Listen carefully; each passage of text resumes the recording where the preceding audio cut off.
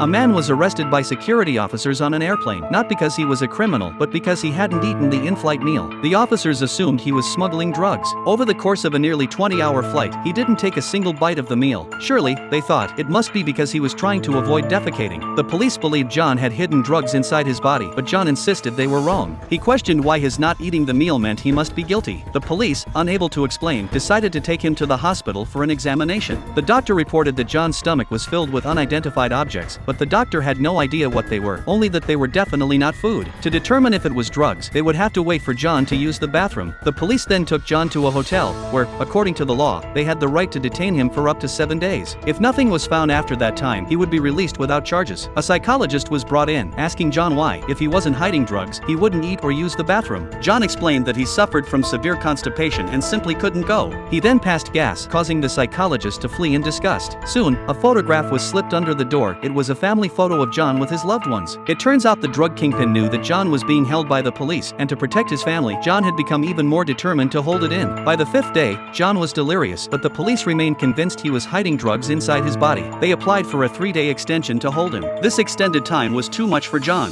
That day, the police added a laxative to his food, and under its effect, he accidentally expelled the drugs. Luckily, the police didn't notice. Later, when the officers went to the bathroom, John took the drugs and poured them into their water. When they returned and drank, they quickly passed out. John took the opportunity to rush into the bathroom, expelled all the drugs, and hid them inside the TV. On the last day, the police received a call from their superiors instructing them to release John. After hanging up, John mocked the officers. By then, he had no drugs left inside him. Enraged, the officers struck him, and to their surprise, John defecated right in front of them. The police eagerly searched for the drugs but found nothing after a long search. John, meanwhile, watched them, smirking with disdain. In the end, John was released without charges and sent to the hospital for treatment.